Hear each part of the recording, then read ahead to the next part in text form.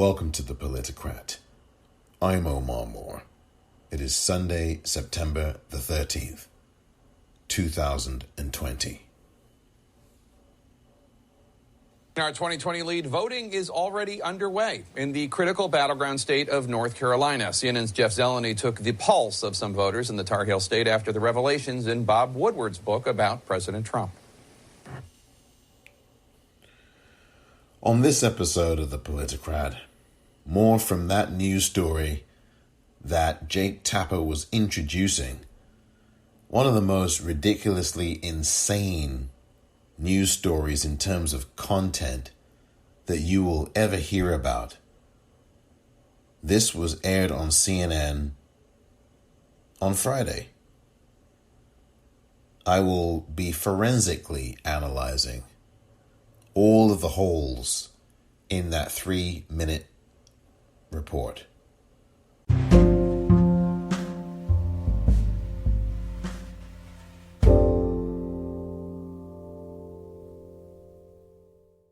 Welcome back. I wanted to just say a couple of things quickly before I get into the episode. First of all, my condolences to the family of Toots Hibbert. He is the lead singer of the band Toots and the Maytals, a reggae band. Toots Hibbert passed away over the weekend, and it was a sad passing. And I believe he was aged 77. One of the great people in one of the great reggae bands of the time of the 1970s and into the 80s and beyond. Toots and the Maytals were internationally recognized for their great hits and their great stage performances and their distinctive sound. Toots Hibbert was at the forefront of that sound himself. Toots Hibbert is survived by a wife and 7 children. My deepest condolences to his family, and may he forever rest in power.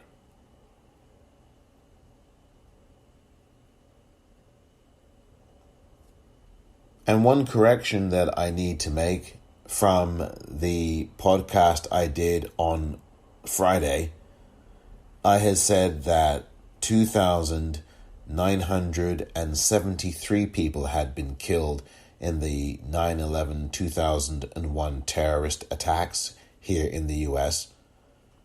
The actual number is 2,977 people who were killed in those terrorist attacks. Leaving out 4 people or 1 person or 3 people or 40 people is that many too much. And I apologize to those 4 families the 4 people that I left off, even though I did not mention any specific names. My sincere apologies, and I just wanted to correct the record from 2 episodes ago.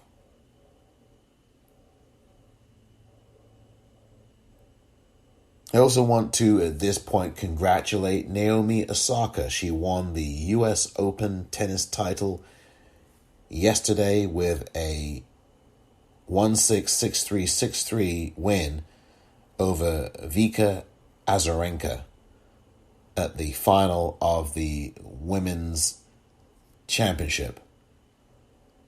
A really good match, by the way, at an almost empty Arthur Ashe Stadium. A great match. Naomi Osaka won her 3rd Grand Slam title, and her performance was a very good one, as was Victoria Azarenka's.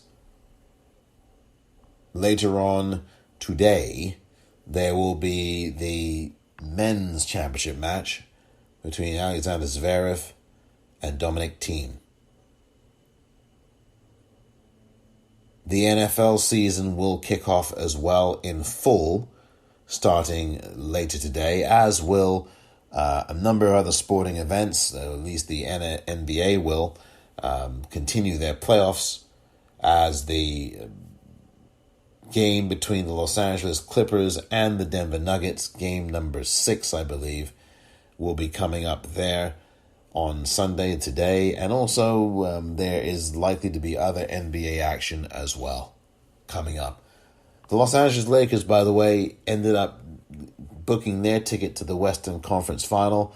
They knocked off the Houston Rockets in impressive fashion by 20 points or so, or whatever the final score was. I don't remember, but the Rockets were knocked out convincingly by the Lakers, who, after losing the first game of the series, won 4 consecutive games for the second series in a row. Lakers had lost the first game against Portland and had won 4 consecutive to finish off the Trailblazers. They've done exactly the same thing here against the Houston Rockets. And in the Premier League, if you are a Premier League fan in English football, the season began yesterday, that is Saturday the 12th, and it saw the champions of the Premier League, Liverpool, fight off and hold off the newcomers Leeds United 4-3 at Anfield in the season opener in a dramatic game and a quite lively affair at Anfield that saw Leeds United equalize on 3 different occasions before Liverpool got a late penalty that ensured them victory. Mo Salah scored that winning penalty and a hat-trick of goals to make Liverpool the winners in a very uneven performance. The other results from Saturday saw Arsenal get off to a flying start, beating newly promoted Fulham in a London derby by a score of 3-0. And in the other matches of the day, it was Crystal Palace defeating Southampton by 1-0 at Selhurst Park in South London. And in East London, it was Newcastle defeating West Ham, the home club, by a score of 2-0. So that's pretty much what I wanted to say before getting to the main topic, which is going to be what I think is one of the most ludicrous stories that I have ever heard on a network in the last 10 minutes. No, this is really one of the most insane stories, not necessarily because of the topic, but just the way that things are presented and said. Now, Joe Madison, the Black Eagle, who I've spoken about on this podcast on a number of occasions, he is the host of the Black Eagle Show, Joe Madison, the Black Eagle, on Sirius XM radio. Now, Sirius XM requires a paid subscription on a monthly basis or an annual basis, and you can get the app so you can listen to it on your phone or on your laptop or wherever. Or you can have the actual radio itself that you can put in your car. But more and more people listen to this app now, including myself. But the point is that Joe Madison has a show Monday through Friday for 4 hours from 6 a.m. Pacific time, 6 a.m. Eastern time to 10 a.m. Eastern, 3 a.m. Pacific to 7 a.m. Pacific. And one of the things he always says is, listen with a third ear, read with a third eye. I'm going to take Joe Madison's cue of listening with a third ear to a report that you're going to hear shortly here from Jeff Zeleny of CNN. Now, Jeff Zeleny used to report for the New York Times. And you heard earlier Jake Tapper as he was introducing the report from Jeff Zeleny, who is stationed in this report in North Carolina, a key state that is going to come into play for this general election, the presidential election coming up, that will be decided, I hope, sometime around November 4th or 5th, but the reality is it might be a week or so after that. But we now have 51 voting days left until we find out or begin to find out what the November 3rd election is going to be looking like. So that's important. People must vote early. You must vote early. And there are now 51 voting days left. And that's what the media is not telling you, but that's the truth. People are already voting in North Carolina. And so that's where Jeff Zeleny is. That's where he was on Friday, 2 days ago. And I'm going to play you the entire 3 minutes plus of the report so that you can listen to it for yourself as it aired on CNN on Jake Tapper's show, The Lead, on Friday. Then after that, what I'm going to do is play the same report once more, but what I'm going to do is interrupt it.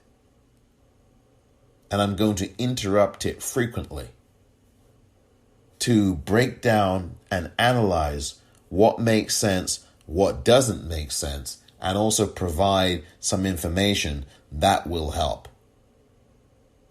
Then the third phase is going to be some additional background that I will explain once I get to that third phase. So here now, without any interruption, is the 3.5 minutes or so, as it was reported by Jeff Zeleny of CNN on Jake Tapper's show, The Lead, on Friday, September the 11th, 2020. In our 2020 lead, voting is already underway in the critical battleground state of North Carolina. CNN's Jeff Zeleny took the pulse of some voters in the Tar Heel state after the revelations in Bob Woodward's book about President Trump. I want to vote for somebody other than Donald Trump, but I don't want to vote for Biden. It's hard. Meet Jamie Oswald, a hairdresser and undecided voter. She grew up in a Republican family and likes President Trump's economic record, but not much else. If he could just not talk. You know, the stuff that he says, it's just like embarrassing. If he could just not talk. That's saying something about a president of the United States. It is. Staying alive. Yet so far, she's not sold on Joe Biden. I think he's been in office for so long and he really hasn't done a whole lot. Oswald says she's never voted, but will this year, inspired by the pandemic that left her unemployed for more than 2 months. She's one of 1.3 million new voters in North Carolina since 2016, when Trump narrowly won the state by 173,000 votes. Make America. Now, it's a battleground he's visited 3 times in the last 3 weeks. Voting here is already underway, a sign that coronavirus is influencing the election, including how people cast their ballots. So it's very important for everybody to go out this time because there's a lot at stake. Bakar Kanu, a professor, received his absentee ballot in the mail this week. He dismisses any talk of fraud, saying Trump is trying to intimidate voters. Yet the president's supporters here are already echoing his questions about the election's legitimacy. In mail-in ballots, I wouldn't trust it. I will definitely go in person. At the end of a challenging week for the president, where his own words to Bob Woodward became a new flashpoint, Trump supporters are unwavering. Sarah Reedy Jones, who leads a women's Republican group, believes in Trump now more than 4 years ago, in part because of judicial appointments. 4 years ago, President Trump wasn't my first, second, third, fourth choice. We're saying get beyond that rhetoric and go with what that record of accomplishment. That record does not sit well with bar owner Blake Stewart, who believes the president's leadership on coronavirus has been appalling. He had the opportunity to grab this bull by the horns and said he let it run us all over. His business is still closed. For that, he blames Trump, not the state's Democratic governor. He planted this voter registration sign outside, hoping to find new voters to help block the president's path to re-election. There's little question Trump supporters here are fired up, but there are also signs he's awakening the other side. His presidency motivated Angela Levine to become politically active for the first time and work against him. I became a much more informed voter. That's why I got this blue wave tattoo. This is to remind me never to assume someone else is going to do all the hard work. Now, there is no question that North Carolina is changing, particularly those 1.3 million new registered voters just since 2016. Jake, if you're wondering how seriously the Trump campaign is taking this, not only did President Trump come 3 times in the last 3 weeks, this week alone, Don Jr., Eric Trump, and Ivanka also came here to North Carolina to campaign. Of course, Barack Obama won this state in 2008. Since then, it has gone red, but certainly it is up for grabs. And Joe Biden, I'm told, will be coming here in the coming weeks. All right, Jeff Zeleny, thanks so much. Appreciate it. So you heard the report by Jeff Zeleny right there. And what I'm going to now do is play you the report again. But this time what I'm going to do is interrupt the report and freeze it and contribute some things that you may or may not know or may have not got the facts or context on, at least immediately when I talk about what you will hear here in these next few minutes. So you've already heard the report once uninterrupted. I'm going to play it one more time here now, and I'm going to interrupt it with information that I think you might want to be aware of.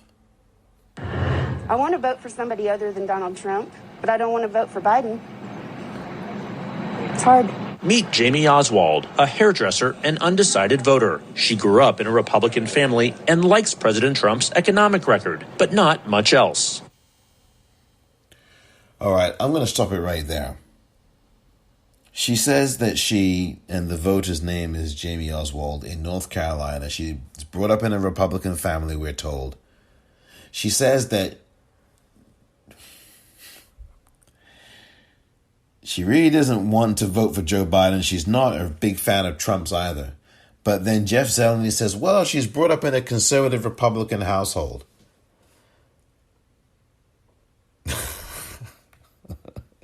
So what do you think she's going to do? She's painted as an undecided voter, but she's brought up in a conservative Republican household. So where do you think she's going to go? That's my first question. And then Zeleny says that she likes his economic record, Donald Trump's economic record. But let me tell you something. He never tells you what his economic record is. In fact, you will, if you listened the first time to the report uninterrupted, and I hope you did, there's never a place in that 3 minutes where Jeff Zeleny ever says to you what Donald Trump's economic record is. And the reason why he doesn't tell you is because his record is crap. It's doo-doo, caca, BS, garbage. His record is terrible as far as the economy is concerned. That's why you didn't hear anything about it in that Jeff Zeleny report. And yet it's just so dishonest that the report behaves as if this economic record, it has some kind of legitimacy, which it doesn't. He doesn't have a record on the economy because it's a disaster. He's tanked the economy. And yet the profound disservice of the reporting by Jeff Zeleny. And there's no pushback. There's no question to this undecided voter, so-called, about, well, what is his economic record? What do you like about it? There's no challenging of this undecided voter. And how can you like an economic record that is full of disaster? I take you back to an op-ed, actually, by Jennifer Rubin. She's a conservative columnist. I don't know if she's a conservative Democrat or a conservative Republican, but she's a conservative columnist. And she quotes and cites facts about the economy. This is in the Washington Post from August the 18th, 2019. And this is just over a year ago now.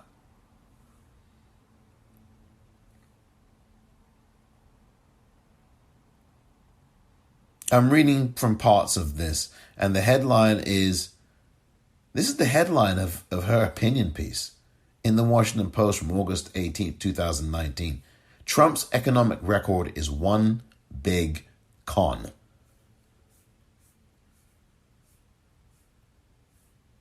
Trump said he'd bring back manufacturing. In fact, it slowed and now has slumped. I've read these figures too. By the way, I'm going to cut away from the article I'm reading and just say to you that I've read this kind of information to you before. If you are a regular listener to this podcast, you will know that I have, on previous occasions, read out very similar information to you. about how Donald Trump has absolutely destroyed manufacturing jobs. In fact, they've been shipped overseas. They aren't really coming back at all. But I go back to the article written by the opinion columnist Jennifer Rubin. Quote, manufacturing has slowed amidst global uncertainty, in quote, NPR reported earlier this month. Quote, that's one of the reasons the Federal Reserve gave for cutting interest rates this week, end quote. By the way, let me just step back and say this. The only reason why the stock market is doing well is because Trump has pressured the Fed. And that is what is keeping the stock market going. Really, in terms of the cutting of interest rates. That's what that's about, folks.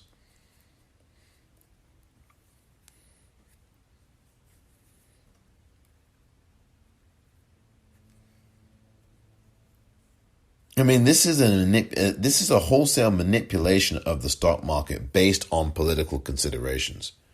And the stock market has nothing to do with the economy. I'm going to continue here because I want to really get at this notion that there's an economic record that Trump even has. Because as the article states, and as the title of the column by Jennifer Rubin strongly states, Trump's economic record is one big con. So how on earth do so many people believe that he's done great for the economy when he actually has not? Well, it's pretty easy. Most of these people, obviously, I will bet you, listen to Fox News, which of course is a clearinghouse for lies. They probably watch Fox Business, which too is also a clearinghouse for lies. Trish Regan was fired from there earlier this year for claiming that the coronavirus was a Democratic hoax geared towards trying to punish Donald Trump.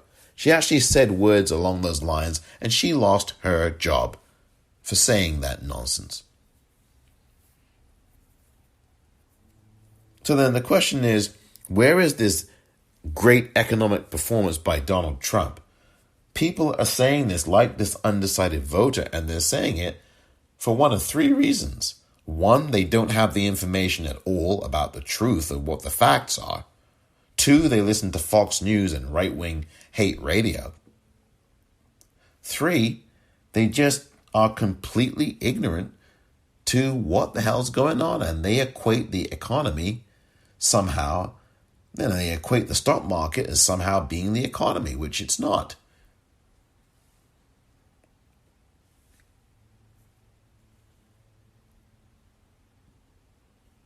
Trump said I'm back to the article now. Trump said he'd get tough on drug companies. He hasn't.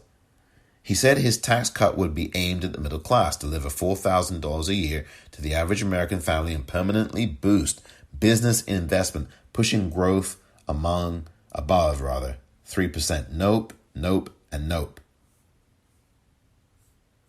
The tax cut greatly favored the rich and corporations. No $4,000 raise materialized.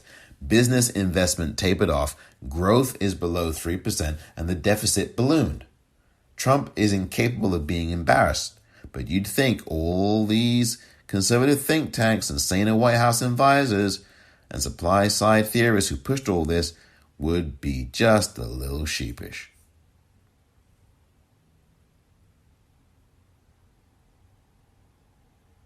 John Harwood of CNBC writes, and this is from August of last year. John Harwood is now at CNN. But back then, a year ago, John Harwood was on CNBC, and he writes, quote, benefits from what Donald Trump called the biggest reform of all time to the tax code has dwindled to a faint breeze after just 20 months after its enactment. Half of corporate chief financial officers surveyed by Duke University expect the economy to shrink by the second quarter of 2020. Now, this is before the pandemic even came along.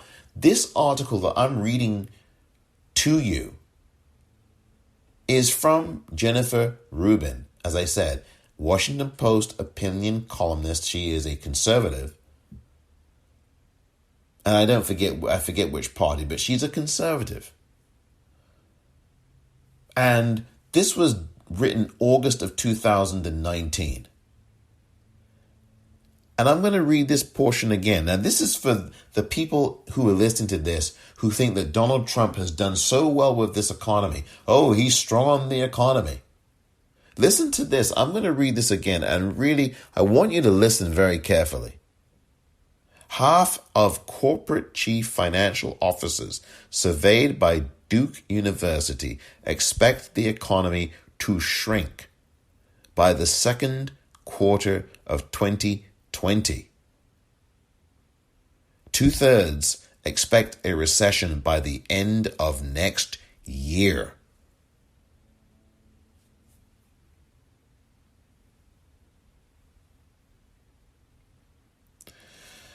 Let me tell you something, folks.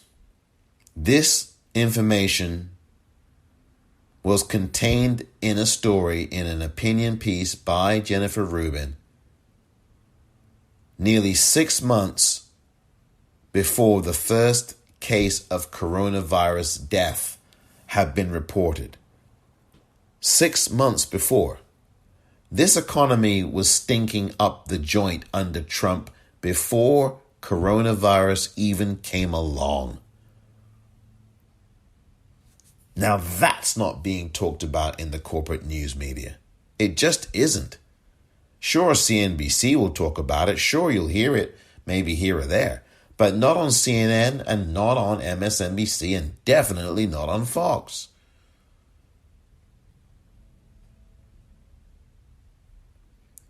Harvard found after an uptick in the second quarter of 2018, growth declined in the next 2 quarters to end up at 2.9% for the year. Goldman Sachs economist Jan Hatzius says that second quarter surge, initially measured at 4.2%, but later revised down to 3.5%, represented the tax law's peak impact. He expects it to vanish altogether by late this year or early 2020 as the economy returns to the same 2% growth levels Trump inherited from President Barack Obama.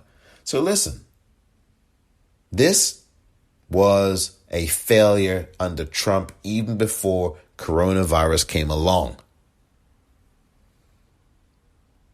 As for workers' pay, real wages increased by 1.2% in 2018. Quote, ordinary workers had very little growth in wage rates.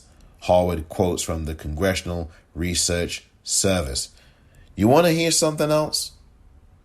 Next paragraph. The biggest economic lie was Trump's declaration that trade wars are quickly and easily won, American consumers and farmers wouldn't be hurt, and we somehow would get richer by making Americans pay more at stores.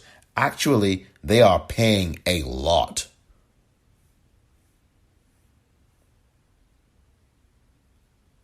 This is a conservative group.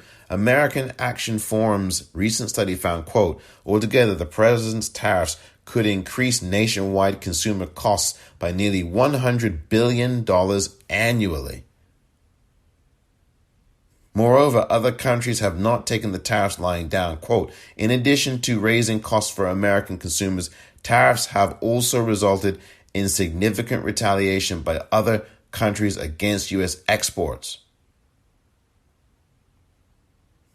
To date, 8 nations have levied retaliatory tariffs of 5% to 50% on approximately $131 billion of U.S. exports. To cushion the blow to farmers who are losing markets, the Trump administration has now put them on welfare, otherwise known as farm subsidies, another low point in, quote, conservative, end quote, economics. I mean, that's from Jennifer Rubin, over a year ago in the Washington Post. And the headline again, and I'm going to link to this, it's going to be in the liner notes of this episode. Trump's economic record is one big con. So where is this voter who says she's undecided and whose Jeff Zeleny says is undecided? Where is she getting her information from? And why is Jeff Zeleny saying, oh, because of Trump's economic record, and then not telling you, the viewer, what the hell his economic record really is? It's journalistic malpractice at best.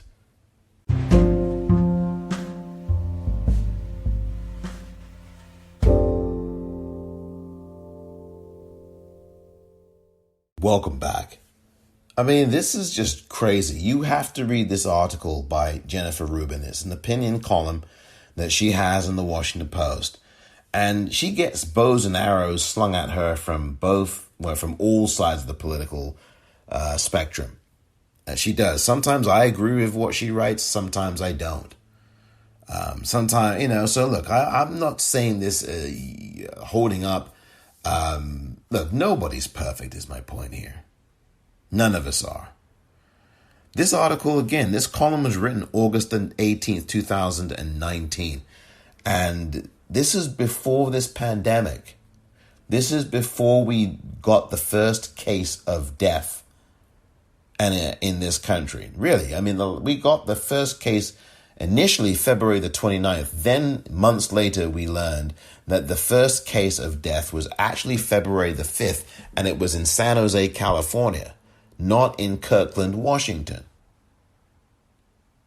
So even if you account for that discrepancy, this story came out from Jennifer Rubin nearly 5 months, nearly 6 months before there was any deaths from coronavirus here in the U.S.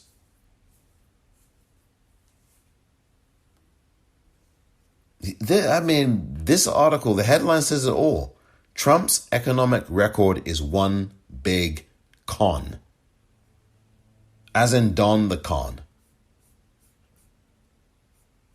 Farmers have been ending their lives because these phony trade wars with China. This is the foil. China has been Donald Trump's foil. And he's using them in a racist way to hold on to his base and animate the racist base that he has. All the while, behind the curtain, he's winking at President Xi. He loves President Xi. And he's going in, just like, look, this is the playbook. In public, he slams China. In private, he's winking at China. Just like with the coronavirus. In public, he lies and tells you, oh, it's no big deal. And in private, he tells Bob Woodward, oh, this is very serious. This is deadly stuff. Oh, yeah, and the young people, we had these horrifying things. The young people can get it too, and it spreads. It's in the air, Bob. Oh, it's terrible. That's what this guy is. In public, he says one thing. In private, he says another.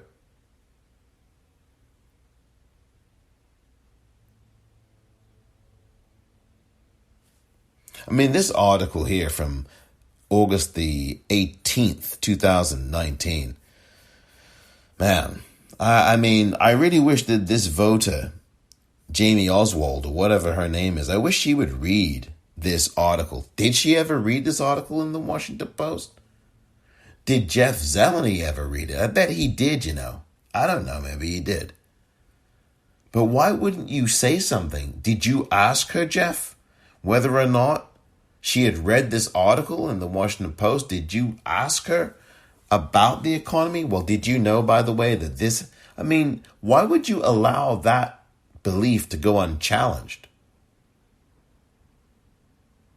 I'm not saying that you have to tell her to go vote for Joe Biden now.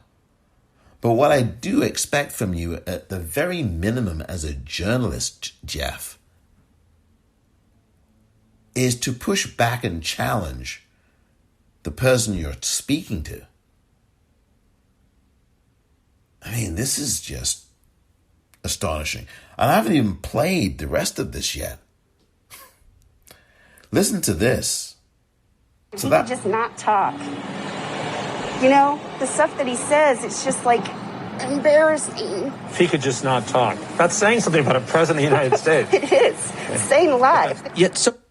Yeah, it's saying a lot about a so-called president. It's embarrassing, she says. No, I think it's worse than that. I think it's misogynist and it's racist and it's sociopathic and psychopathic. And it's doing a lot of damage to this country. Embarrassing?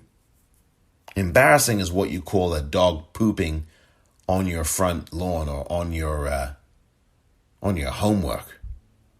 Maybe. But embarrassing is not what you'd call what this guy has been doing. Embarrassing would be the kinds of slip-ups he makes verbally all the time. That's somewhat embarrassing. And pitiful, actually, would be the word I'd use. But what he says in terms of the racist things he says and the other things he says and the misogynistic things he says and things like, well, she's not my type. This is E. Jean Carroll he's talking about. And E. Jean Carroll has accused him, and I think credibly, of raping her. And one of his early responses to that was, well, she's not my type. So in other words, there is a type that he likes to rape. There's a type of woman that he likes to rape, which is really evil when you think about it. And if you think that that is embarrassing to say, rather than that's just plain evil and grotesque and misogynistic, and if you think that that is embarrassing, that what Donald Trump says about E. Jean Carroll is embarrassing, my goodness, what is the Access Hollywood tape to you? If you think that Donald Trump saying things like, well, she's not my type, I wouldn't rape her, that's the implication. Well, I don't rape women who aren't my type. I only rape the ones who are my type. And if you think that kind of sentiment or the words, well, she's not my type, in response to, well, did you rape this person? If you think that that's embarrassing, it's a whole lot more than that. Embarrassing doesn't begin to describe it. So right there, there's an association to me with a kind of thinking that is not very well developed. And okay, it comes across as I'm attacking this voter. But I'm only trying to, and you can call it that if you wish, of course, that's your prerogative. But what I'm trying to do is just break down the thinking that just doesn't make a whole lot of sense to me. Maybe you can decipher it and make sense of it, and it's perfectly okay, but I'm not going to let that ride. Here's the rest of, I'll play this next portion. So far, she's not sold on Joe Biden. I think he's been in office for so long and he really hasn't done a whole lot. Oswald says she's never voted, but will this year, inspired by the pandemic that left her unemployed for more than 2 months. Okay, two things. She's never voted before, which is, not surprising. There are lots of people who've never voted before. So I'm thinking she's probably, in her early 20s maybe? She's just turned 20, or she's a few years beyond that, I guess. I don't know. And she says that Joe Biden hasn't done a lot, hasn't done very much. He's been in... Do you understand why this doesn't make sense? Okay, so Joe Biden's been in office for a long time, she says. Yes, he has been. Just over 40 some odd years. And then she says, but he hasn't done very much. How could you be in office for 40 years and not do very much? You must have done something, which then begs the question, well, what the heck is Joe Biden's legislative record?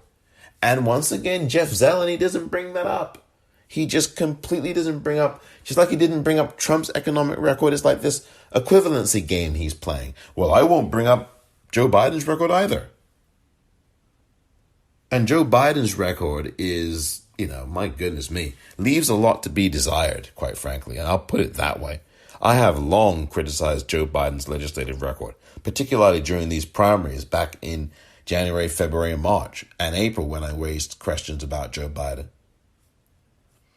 You can go to a Los Angeles Times report if you want to find out what Joe Biden's legislative record is and whether he's done nothing according to this. undecided voter. She's not undecided. She's a Trump supporter. She just doesn't want to say it on camera. That's my view. That's my rotten, cynical view. But if you want to find out about Joe Biden's record, go to the Los Angeles Times and plug in this headline, or just go on Twitter, YouTube, or YouTube. Go on the internet. Plug in this headline: "The burden of a 40-year career. Some of Joe Biden's record doesn't age well." Dated March the 18th, 2019. Once again, the 18th day of a month from last year. Janet Hook is the writer, and she goes through his record. She goes through a lot of his record.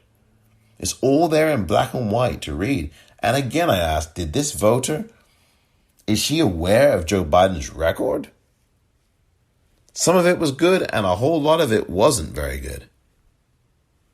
A lot of people don't really care about legislative records, quite frankly. Some people do. But this election here is about one thing and one thing only, is getting rid of Donald Trump from the White House. That's what this election's about. So people are less tuned in on things like the legislative record, which in any other year would have some weight, I think. But it just goes to show you that I think that this particular voter is not very well informed. And I think she's watching Fox News. And I think she's listening to Rush Limbaugh and Sean Hannity and Michael Levin and all these right-wing hate people on the radio. And then you hear Jeff Zeleny say, well, despite the pandemic, keeping her unemployed for 2 months. So she was out of work for 2 months. The pandemic happened under Donald Trump's watch. But she's still undecided. That just does not make a lot of sense to me. Here's the next part of the report. She's one of 1.3 million new voters in North Carolina since 2016, when Trump narrowly won the state by 173,000 votes. Make America. Now, it's a battleground he's visited 3 times in the last 3 weeks. Voting here is already underway, a sign that coronavirus is influencing the election, including how people cast their ballots. So it's very important for everybody to go out this time because there's a lot at stake. Bakar Kanu, a professor, received his absentee ballot in the mail this week. He dismisses any talk of fraud, saying Trump is trying to intimidate voters. Yet the president's supporters here are already echoing his questions about the election's legitimacy. In mail-in ballots, I wouldn't trust it. I will definitely go in person. At the end of a challenging week for the president, where his own words to Bob Woodward became a new flashpoint, Trump supporters are unwavering. Sarah Reedy Jones, who leads a women's Republican group, believes in Trump now more than 4 years ago. Now, this report, in my view, is a pro-Trump report. And I'll tell you why. First of all, he cites this challenging week for Donald Trump. I don't think it has been a challenging week for him. And by the way, if you think it has been, it's been all of his own making. I mean, he's the one that consented to being taped by Bob Woodward. He's the one who gave Bob Woodward his cell phone number. He's the one who called Bob Woodward at 1, 2, 3, 4 a.m. in the morning and wanted to talk to him. He's the one who spent at least 18 hours calling him, 18 hours talking to him, and had given 18 different interviews to him. I mean, this has not been a harrowing or terrible week for him. I mean, yeah, of course, everybody's talking about the stuff he's done, but this is of his own making. And you've got this thing about, well, Trump supporters are undeterred. Ooh, they're undeterred. He's having a challenging week. He's been to North Carolina 3 times in the last 3 weeks. What that tells you, what Jeff Zeleny is telling you there, is that Trump's ass is in trouble in North Carolina. Because you wouldn't be going to a state 3 different times in 3 weeks if you were doing well there. You wouldn't. So what that tells me is that the Trump campaign realizes that North Carolina is either a close race or Donald Trump is losing in North Carolina. And the metrics that they are looking at internally show that he is losing voters in that state. So that's one thing. Then there's this stuff about, the Democrats are saying that Donald Trump is trying to intimidate voters. Well, that's true. And you didn't hear very much from that Democratic professor. You didn't hear very much from him. He was cut off. You didn't hear what he had to say. It was an editorialization. And then you did hear from the Trump people. Oh, but the Trump supporters are undeterred.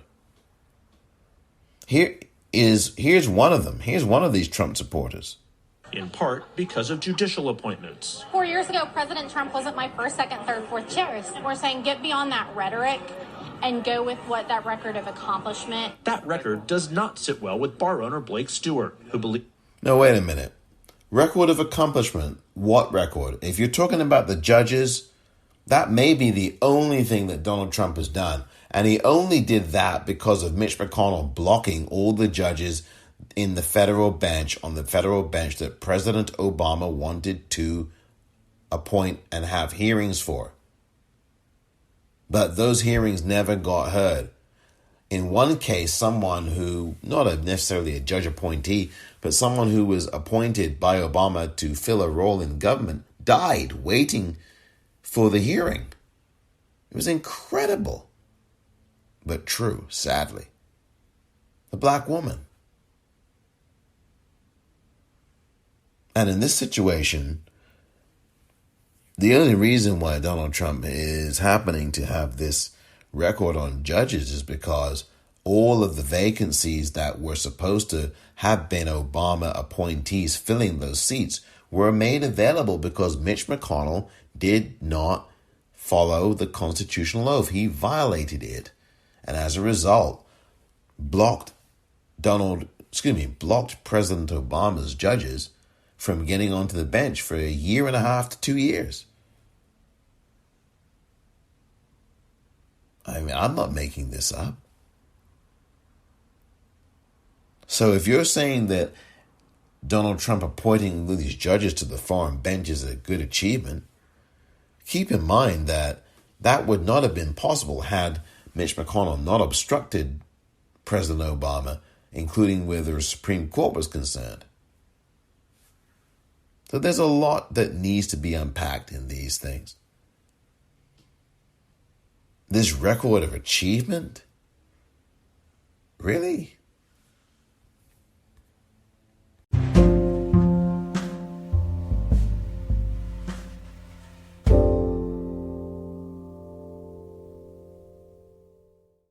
Welcome back. This story by Jeff Zeleny, again, this is from CNN on Friday on Jake Tapper's show, The Lead. This thing is just crazy. It's just the craziest story. Not necessarily because of the content, but because of the way the information's presented. It doesn't make sense, is what I'm trying to get at. And so I hope you understand what I'm making the point about here, is that this is just ridiculous as a story. Because the people interviewed in the story, half of them don't even know what Donald Trump's economic record is. And they seem to forget that the pandemic is still here and that this collapse of the economy happened on Donald Trump's watch. And not only that, it happened before the pandemic even came along. It's just incredible. Here's some more. The president's leadership on coronavirus has been appalling. He had the opportunity to grab this bull by the horns and said he let it run us all over. His business is still closed. For that, he blames Trump, not the state's Democratic governor. He planted this voter registration sign outside, hoping to find new voters to help block the president's path to re-election. There's little question Trump supporters here are fired up, but block his path to re-election, block his path. Now, the way that's framed, block his path, as if all the Democrats want to do is block a path. What the Democrats want to do is stop an agenda that's destroying the country. What the Democrats want to do is stop a man who hates the country. What Democrats want to do is put in someone in the White House who is going to bring the country back to where it should be, but even put it past that. And we have to demand that of Joe Biden. What the Democrats want is to get rid of someone who is anti-American and who has already been impeached. He's a disaster to the country. This isn't about just blocking his path. Again, I think this report is a pro-Donald Trump report. Again, he talks there, Trump supporters, there's no doubt they're fired up. And he just spends literally less than 10 seconds with the Democratic supporters of Joe Biden. I mean, it's just ridiculous. And then you see someone in this report, I know you can't see it, but one of these Trump supporters has a Confederate battle flag on her. Probably it looks like she's maybe in her 50s or 60s, late 50s, early 60s, a white woman. Here's some more. There are also signs he's awakening the other side. His presidency motivated Angela Levine to become politically active for the first time and work against him. I became a much more informed voter. That's why I got this blue wave tattoo. This is to remind me never to assume someone else is going to do all the hard work. Now, there is no question that North Carolina is changing, particularly those 1.3 million new registered voters just since 2016. Jake, if you're wondering how seriously the Trump campaign is taking this, not only did President Trump come 3 times in the last 3 weeks, this week alone, Don Jr., Eric Trump, and Ivanka also came here to North Carolina to campaign. Of course, Barack Obama won this state in 2008. Since then, it has gone red, but certainly it is up for grabs. And Joe Biden, I'm told, will be coming here in the coming weeks. Now, that's the end of the report there by Jeff Zeleny. And a couple of things I wanted to just finish off with there. One, you had that Democratic voter that you heard there at the end, and she has a blue wave tattoo, and she's talking about, we have to, essentially I'm paraphrasing this, we have to make sure that we do the work, and we can't wait for someone else to do the work for us. And I think that's a jab at Hillary Clinton. I mean, Hillary Clinton did not stop at many of these states, these big ones, these important ones, particularly Wisconsin, during her general election campaign. Joe Biden is doing anything but that. He is doing the opposite. He's going. And one thing you also hear in that report, and I told you, I think that was a total pro-Trump report. Now, Jeff Zeleny, if he's listening to this, will profoundly disagree. But the number of times the words Trump supporters were mentioned, I mean, my goodness. You didn't hear the word Biden supporters uttered once. You didn't. I mean, even when the person that you heard at the end there, the lady you heard at the end, actually, if you watch that report, she's wearing a Biden t-shirt. And never once is his name mentioned in terms of... Anyway. The other thing that you take away from the end of that, because he mentions Trump all the time. This is such an important state. 1.5 million new voters have been registered here. You know what that is? That's Democratic voters, folks, or that's mainly Democratic voters. Why do I say that? Because Tom Perez appeared on Chris Hayes' show All In on that same Friday, a couple of days ago. Couple of evenings ago, and he said that the ground game in places like North Carolina and Florida and everywhere else is very good right now, and they've been able to register a lot of people. A lot of them are under the age of 35. I mean, that's look like some of the ages of the people. If you watch this particular report and CNN, it looks like the same as some of the ages of the same people who were interviewed.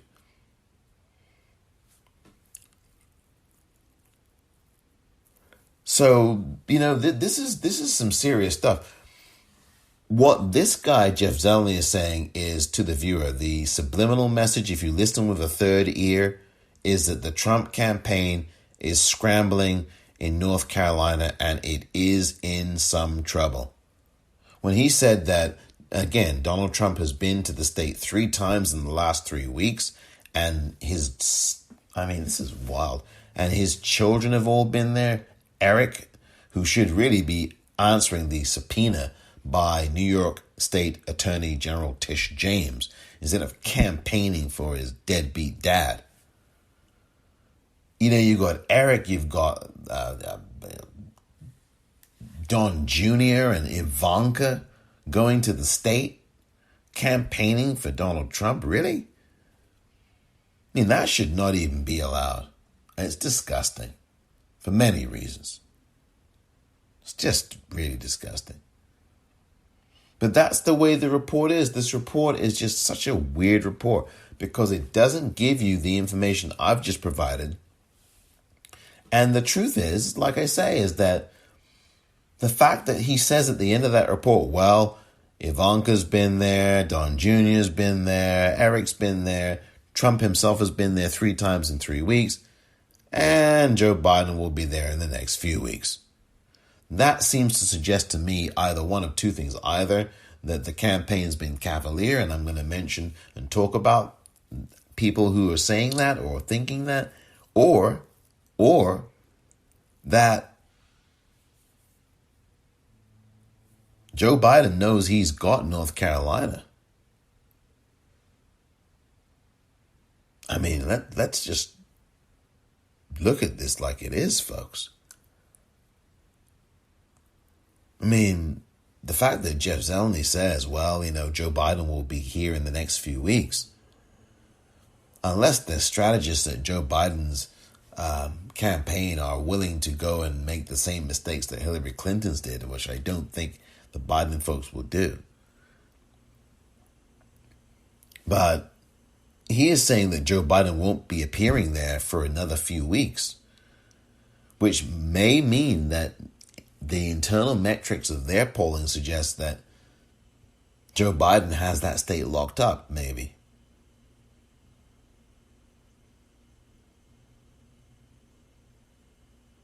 This is just, that's what it signals to me. It signals to me that, again, it's really dangerous to start predicting this because North Carolinians are voting at the moment, and so there's still no way to know this. But the reason why I do feel that this is more that Biden is actually doing well in North Carolina and winning there is not because of some stinking polls.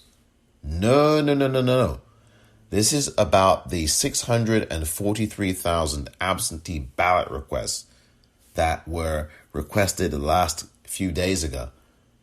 And at least half of those people who requested them were apparently under the age of 50, if I've got everything correct on that story. Which I think is a really good thing. That is staggering. That's the kind of effort that is needed. So I think that this story by Jeff Zeleny, my goodness me, it's just absurd, quite frankly. It's absurd. It's sympathetic to Donald Trump. It's just incredible how far we've come the wrong way. It's a very, very sad thing.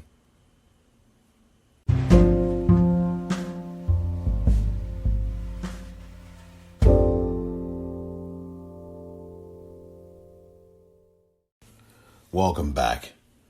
So if you thought that Jeff Zeleny report on the lead with Jake Tapper last Friday, two days ago, if you thought that was weird and strange, and you listened to it twice, and including with my analysis interrupting on the second go-around, wait until you listen to this. This is the story as written on cnn.com. This is the same story by Jeff Zeleny. The same one. Except, surprise, surprise, there's some additional information in the story that isn't in the TV news report. And by the way, this isn't just some additional information. This is key, important additional information that would help the viewer watching the report that I just played you to understand some of the context and the background. This is the very story that Jeff Zeleny himself wrote just yesterday, Saturday, September the 12th, 2020. Jamie Oswald doesn't like Donald Trump's temper, his tone, or his tweets, but she hasn't ruled out voting for him this fall. Well, that was not said. I mean, do you understand what I'm talking about here? That was not mentioned in the report. And I'm not going to play it again, although I could. But that was not mentioned in the report. I mean, this is just insane. So the same person, the same Jamie Oswald who was interviewed to begin that report by Jeff Zeleny, now in this long article, she's saying that, the article's saying that, well, he doesn't like his temper, his tone, or his tweets. But she still hasn't ruled out voting for him. Economic record, but not much else. If he could just not talk. You know, the stuff that he says, it's just like embarrassing. If he could. I mean, if he could not talk, oh, geez. I mean, I tell you what, if you could just put the information, Jeff, into the TV report that you've put in your internet writing report, I think we'd all be better off. Now, I get it that when you're on TV at a certain time of day, you've got to be quick, and you've got to get everything condensed. But the problem with stories like this is that they don't tell the whole story. And they can be very, very damaging because if you leave out important information or you selectively cherry pick what you're going to keep in a report and what you take out, the stuff you take out is most likely going to be the critical stuff that you do need to keep in your report.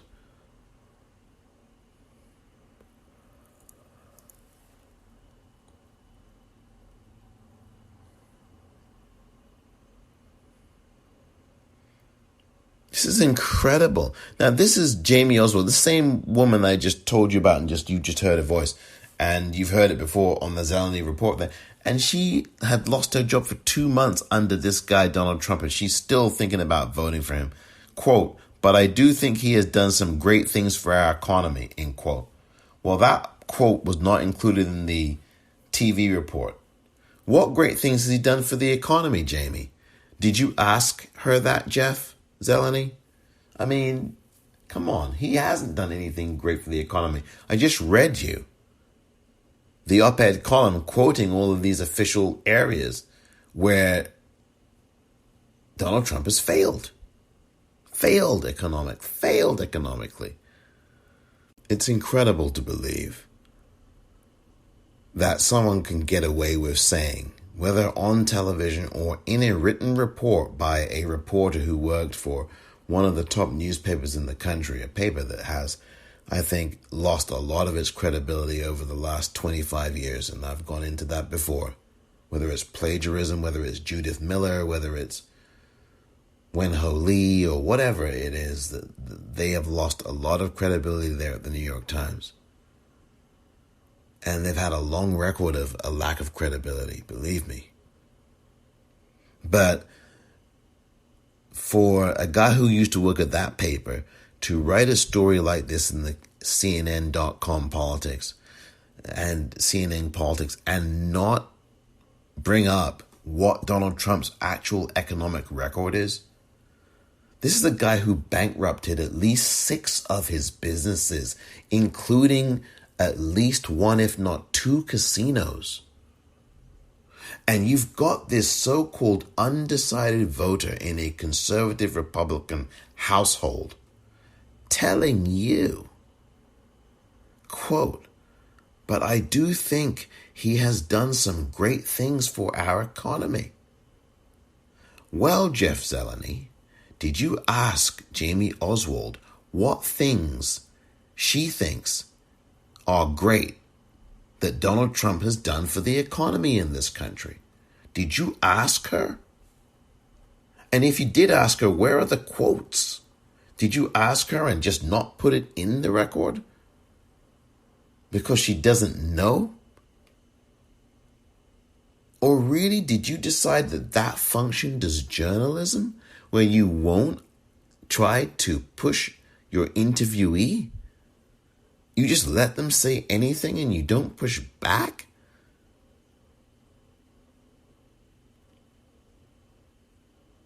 And you really want to listen to this. Two things. And this one isn't a bad one, but it just shows you the state of, at least on this one person. I just don't know that this person is very engaged in facts. It makes me wonder where is she getting her facts and her information from? Where is she getting her information? It's not even the facts. Where is she getting information from? Because if she thinks that Donald Trump has done great things to the economy, well, she needs to read the article I just read to you from Jennifer Rubin. I read it a few minutes ago. Trump's economic record is a con game or con job or whatever the exact title. I'll give you the exact title. I mean, this is just unbelievable. Trump's economic record is one big con. This is incredible to me. This really is incredible to me. That tells me that I'm sorry, but I'm going to prejudge this. She's got to be a Fox News watcher. Did Jeff Zeleny ask her what kind of news she watches and consumes and reads? What kind of radio she listens to? But I do think he has done some great things for our economy. Well, what has he done? And there's no mention of what those things are. She doesn't mention them, and he does not mention them either as the writer of the article, just like he didn't on television in the report that I played you earlier. She's 40 years old as this voter. She's never voted before, so that should tell you something, right? Conservative Republican, never voted before.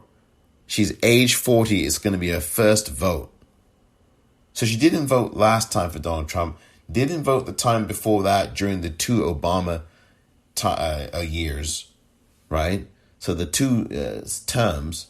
So that puts you at 12 years. That would make her about 28 or so. And then before that, she did not vote for the 2 years, the two terms of George W., which would put her at age, 28 or 20, 28 or so, or at 19.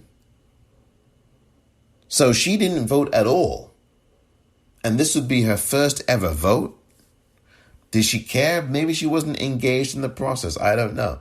Quote, I didn't trust myself being informed enough in the past. What? Quote, this is the same voter that you just heard in that report who is now being written about in by this very same reporter who spoke to her. This is what Jamie Oswald says. I didn't trust myself being informed enough in the past. Explaining why she has never voted.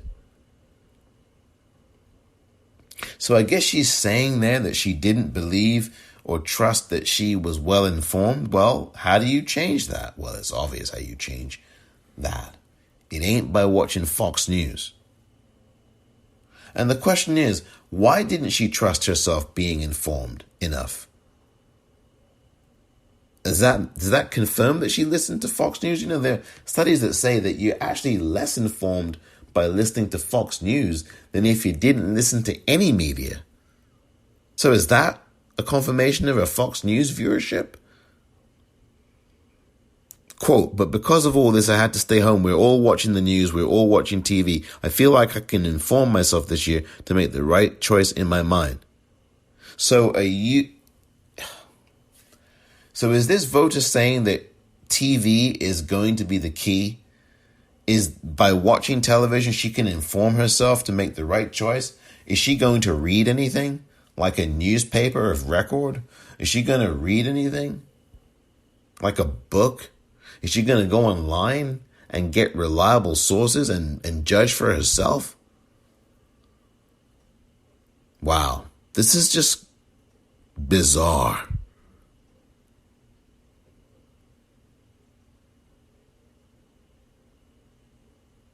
Her upbringing in a conservative Republican family, she said, allows her to keep more of her open mind toward Trump. She's going to vote for Donald Trump, even as she tries to learn more about the Democratic ticket. This is crazy. And then again, it repeats the quote here that he writes, quote, he's been in office. This is what this Undecided is saying. He's been in office for so long and he really hasn't done a whole lot. Well, he has. He has done a whole lot of damage mostly, but he's also done a couple of good things. Violence Against Women Act, right? He's done that. He's supported gay marriage, even though if you look at the article in the LA Times, this is all documented in the Times article, the LA Times article that I told you about earlier, and I will link it to this episode. He was for the Defense of Marriage Act in 1996, the legislation that Bill Clinton supported and signed.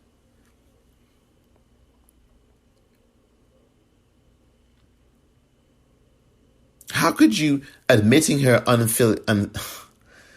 this is weird. Again, this is from the website, Jeff Zeleny writing for the same story. Quote, he's been in office for so long. This is what the undecided voters saying. He's been in office for so long and he really hasn't done a whole lot, Oswald said, admitting her unfamiliarity with Biden's long record. So wait a minute. How can you say that he's been in office for so long and he really hasn't done a lot, and in the same breath admit that you're not familiar with his long record? God. Heaven help us. Heaven help us. How can you, as an undecided voter, tell the world that Joe Biden has been in office for so long and he really hasn't done a whole lot, and then in the next breath, you admit that you are unfamiliar with Joe Biden's long record? Now, how on earth does that make any sense to any rational thinking human being?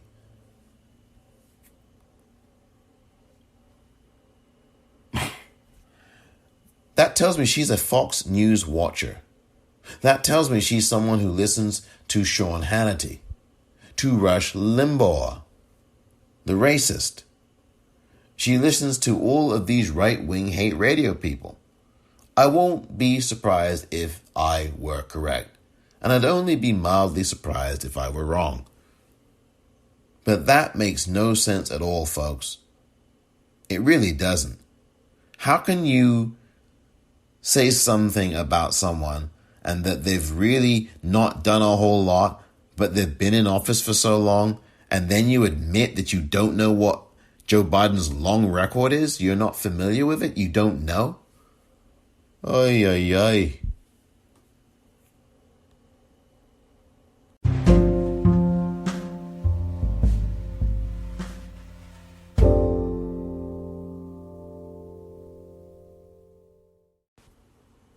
Welcome back. I mean, that is just totally illogical.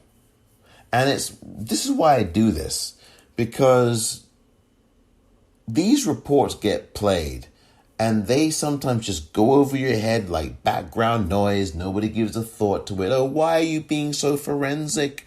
Why are you examining and scrutinizing everything? Can't you just let it go? No, not in this case, I can't. People read these stories and they don't do the critical thinking. And so what I am doing here, excuse me as I blow my trumpet again, is I'm trying to engage people in critical thinking. Because this is how the news is reported in the corporate news media. It has a slant toward the right winger, typically. It will be dressed and disguised with false equivalency or equivocation of some sort. Oh, there's these undecideds. And by the way, there aren't very many undecideds in this country. That's a bunch of bullpucky. Then they will sugarcoat you with, well, there are Democrats here who want to block this path. What blocking a path is? As if he's supposed to win by divine right, and these rotten Democrats you're calling, who basically, they're playing spoiler? I mean, that report was such a pro-Trump support. And all you saw were the hats, you saw the flags, you saw the T-shirts, you saw it was crazy. A woman who said that she's with the Republican, they had labeled the woman there as a Republican woman for the Republicans, female Republicans or something. And then you go look on this article and this is just crazy. And you realize that she is the vice chairman of the Mecklenburg County Republican Party. But in the actual story that I played you that went on TV, she was called Women for Trump or Women for the Republican Party. I mean, give me a break. How can you not mention that she is actually the vice chairman of the Mecklenburg Republican Party? So she's not this nebulous, this innocuous figure at all. She's a player. And they interview these people, did Jeff Zeleny, as if they're just these ordinary people who don't have any connections to power.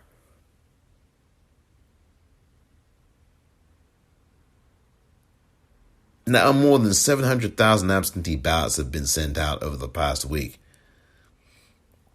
to North Carolina, and most of those voters, a third to half of them, are under the age of 35.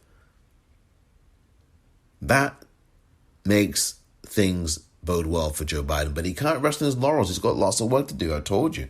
I don't like the fact that he's not spent very much money in Latinx communities. I don't like the fact that he's not had inroads with the young. It's very, very worrying, quite frankly.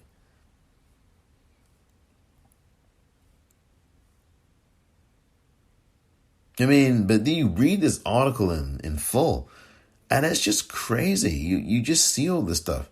You just see all these things. She admires Trump now more than 4 years ago, and good grief. I mean, this is just crazy stuff. And then you've got other people talking about their businesses suffering, and this professor that they briefly glimpsed, his name is Bakar Kanu. Right? College professor. Didn't even mention what he is a professor of, what university, nothing in the report. But here he's a college professor. They didn't mention which college. Maybe he wanted to keep that out. But it says here,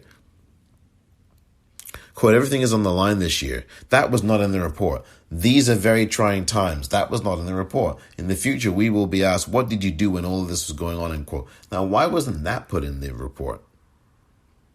It's this narrative that the media wants to keep.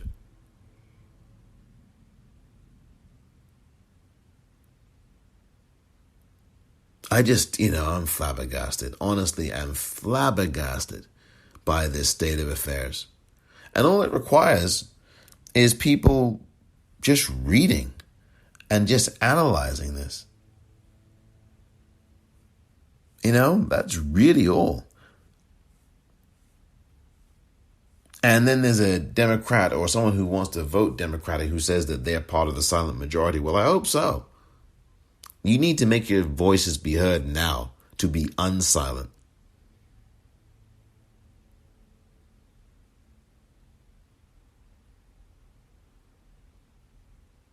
It's just unbelievable. Yeah. Oh, dear. You have to read that article too. I'll link to that as well because it provides a contrast to the very same report that the same reporter who wrote the article did. New voters in battleground North Carolina provide a critical test for Trump. That's how it's framed. The article in the news report frames it as, it's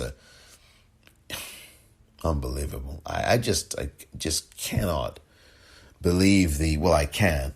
The kind of conscientious stupidity and ignorance that flies around here. And the sad thing is that it's all over the country in various areas. It really is. I'm speechless. I'm totally speechless. And I think that's probably the best bet I just think it's just, well, There are concerns about Biden's campaign. And I think what I'm going to do is address some of those coming up later on this new week, rather than do that here now, because I just think that this needs to stand alone. And by the way, if you are fed up of this kind of thing with the news media being so equivocal when they should be screaming about how dangerous Donald Trump is, if you have had enough of that, make sure you set up either media of your own, or just make sure you listen to progressive media, whether it's freespeech.org, whether it is democracynow.org, or whether it's Roland Martin Unfiltered, or whether it is, the Black Eagle in Washington, D.C., Joe Madison. I mean, we have too much at stake here, and we must end the lies. Don't forget to vote early. Thank you for listening to this edition of The Politicrat. I'm Omar Moore.